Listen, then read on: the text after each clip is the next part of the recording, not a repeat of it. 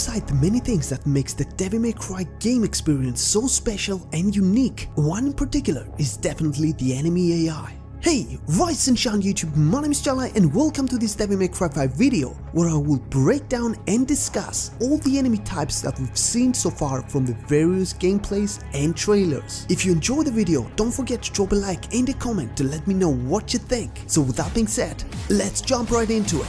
This is a trial from the heavens above. Before we start with the first enemy type, I just wanted to say that for the majority of the enemies, I will be using custom-made names due to the fact that we still don't have the official names by Capcom. Also, as will be seen, a lot of the enemies are reimaginings of the previous DMC games, where their gameplay behavior in most cases kinda stayed the same, but as expected, some new moves were added. Also, their design is refreshed thanks to the game's upgraded graphics. So let's kick things off with Mpesa, the first and most basic type that we all saw in Nero's demo. These creatures are extremely harmless since the damage that can cause is minimal. Also, their health and damage that can withstand is extremely low, so they don't pose that much of a threat. Next up, we got the upgraded version of Mpesa, or Mpesa 2.0. Basically, after some time, if remain untouched, regular Mpesa enemies will go straight into the nearest pool blood, where it will eventually transform. Essentially, the upgraded version still causes the same low damage like the regular, but with the difference that they need considerably more hits to go down, while with every hit, the player gets a small amount of red orbs. However, on death, a large amount is released. So the whole point is for the player to target them first, due to the fact that in case they are not killed within a certain amount of time, eventually manage to flee in a red blood puddle, taking with them all the carried red orbs, and the player loses them forever. From what I can tell, the only reason of their existence is to simply provide the player with more red orbs, while also provide a tiny bit more challenge while doing so. Finally, a fun designing fact is that obviously they have the body of a praying mantis, but with a closer look, it seems that their ugly face consists of 3 different human faces on left, middle and right side. The third type of enemy I called as the Beelzebub Flying Mpesa. The reason behind the name is because these flying creatures own a smaller body of a regular Mpesa, but also they give flashbacks from the Beelzebub insects on Devil May Cry 1. After I watched a fair amount of Devil May Cry 5 demo gameplays, it seems that these guys are not attacking at all, but what they do is wait around to revive enemies with critically low health, or in the case they receive hits, they heal themselves. All the things mentioned though can happen before they lose the pale green sack on their butts that gets destroyed after 3 to 4 hits and releases green orbs on the drop. So essentially the approach here is certainly to attack these guys first, especially on higher difficulty modes, either to heal the character that you're playing with from previous battles or to simply prevent them from healing other enemies and make the whole situation much more difficult.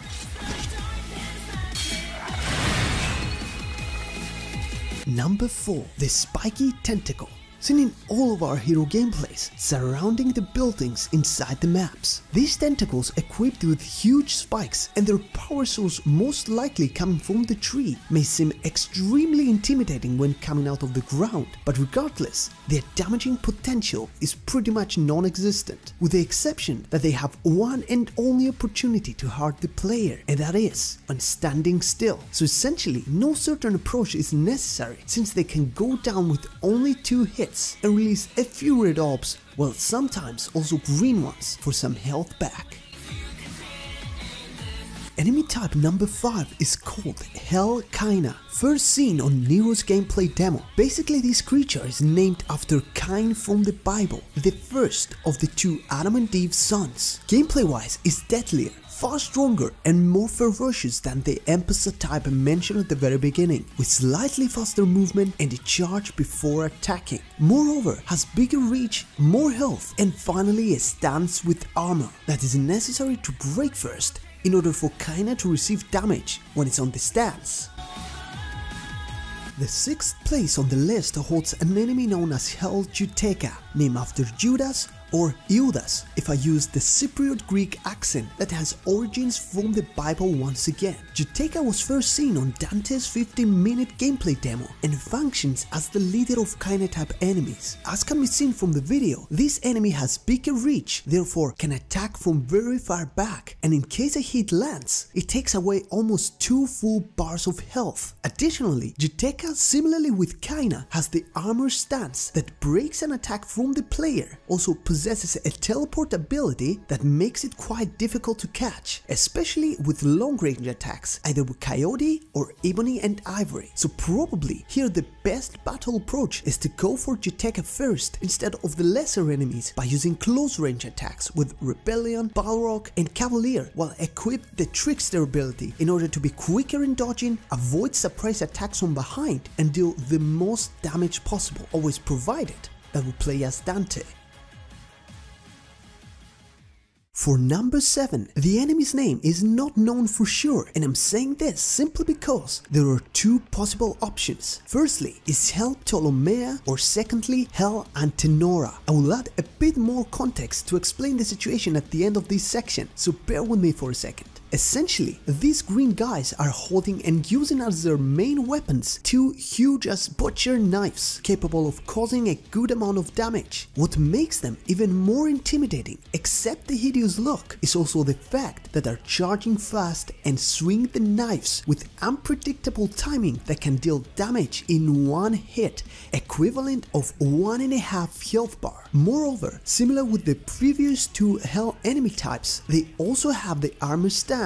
Now, coming back to what I was saying in terms of the name, the origins comes from the epic poem Divine Comedy by the Italian writer Dante Alighieri. So basically the Hell enemy types are given their names after the 4 sections of the frozen lake Cocytus, or Kokitos in Cypriot Greek, that was one of the rivers that surrounded Hades, also known as the god of the underworld.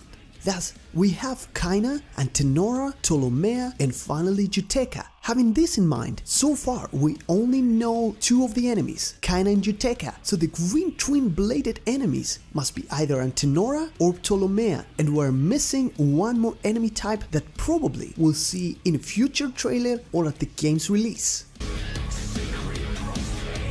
These freaky, ugly ghosts are one type of enemy that comes straight back from DMC 1, but this time with a new coat of paint, the name Sin Scissors. These guys fly very fast towards the player with a pair of big ass rusted scissor blades, while also possess the ability to face in and out of walls, making them extremely difficult to catch. We're not in a position to know for sure if Dante or V will have to face these ferocious enemies, since they made their appearance so far only in 1 trailer featuring Nero. So essentially, from the little that we have, the best approach for Sin Scissors to be defeated, assuming that they move similarly with those in DMC 1, and also judging from what was seen in the trailer, it will be the constant movement, the use of a firearm on a fairly close range to maximize the damage, or the use of the appropriate Devil Breaker, provided that we play as Nero, like in the trailer.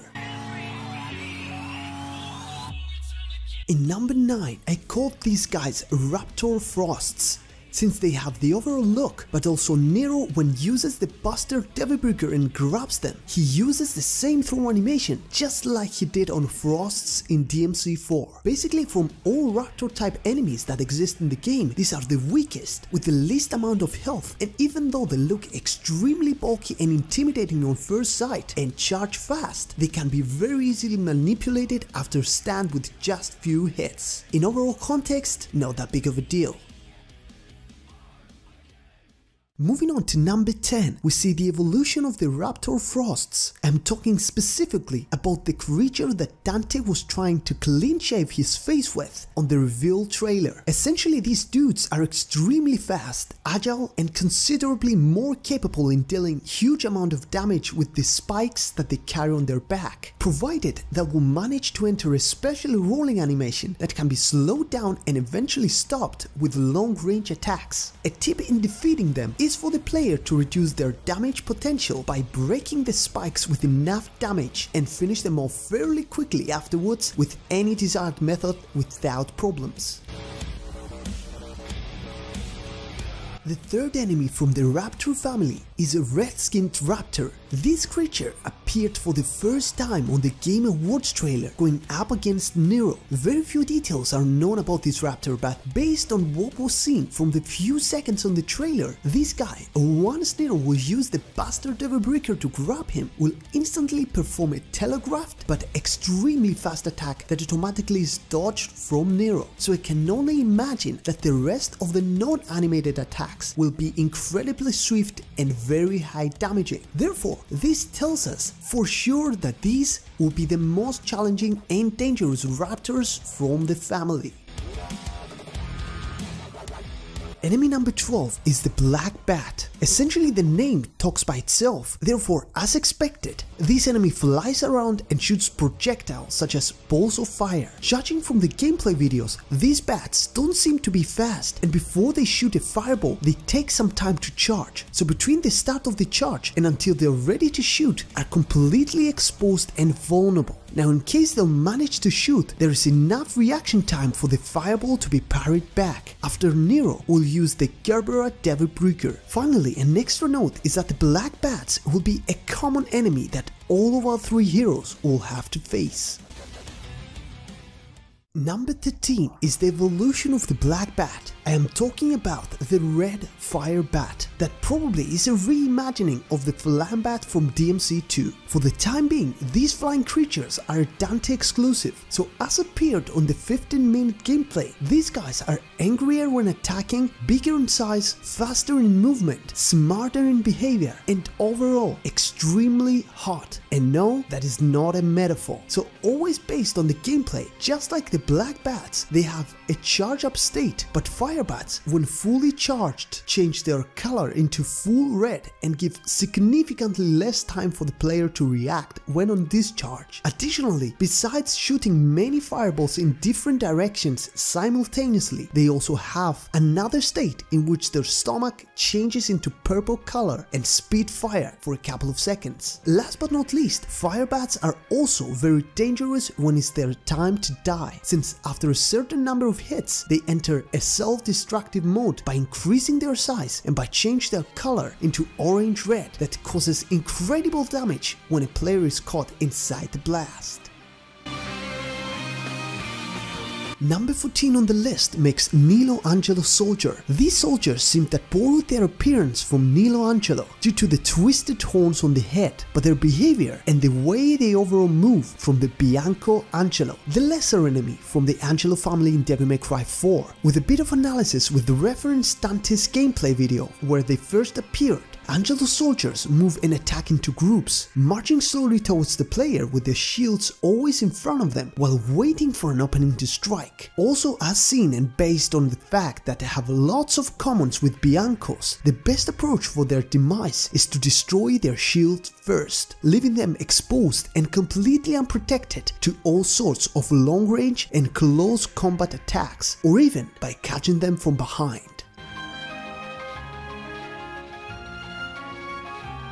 In number 15, I present you Nilo Angelo Commander. Though might have the name in the looks, but this guy is not the same Virgil version that Dante fought on Mallet Island. But don't get this wrong, if underestimated, can caught Dante off guard, causing serious damage of almost 2 health bars, since they are tremendously more powerful than Angelo soldiers mentioned before, especially when managed to get their swords charged with electricity same as Cavalier Angelo. Additionally, the fact that can break and strike back while Dante is in the middle of an attack makes them even more dangerous and difficult to defeat. But regardless of their great potential, their moves are easily telegraphed and pretty slow, so the only thing necessary is precision in timing when attacking from close range. I thought it would be good to mention that Nero was also seen in fighting these guys, therefore the strategy and way of approach can change dramatically, since he can utilize his Devil Breakers to finish the job instead of getting too close and pay the price. The next spot on the list holds a disgusting creature coming straight back from DMC 1, despised even by Mundus himself. So I'm talking about nobodies that so far seems like a Dante exclusive. These guys are extremely mobile since they are jumping around literally every second. When very close to the player, they unleash an array of unpredictable attacks, causing a lot of damage. The best way to avoid this is for the player to continuously dodge around or use long-range attacks that apparently are not very effective against them, as can be seen from a video, but something is always better than nothing. In addition to this, what I can't tell is if nobodies in DMC 5 will still possess the ability to deplete the Devil Trigger gauge when around them, just like in DMC 1. Lastly, it's important to mention that after very few seconds of alone time, they grow their middle claw on their backs, which can cause even more damage and also increase their mobility a tiny bit more. This can be critical, especially if the player is very low on health.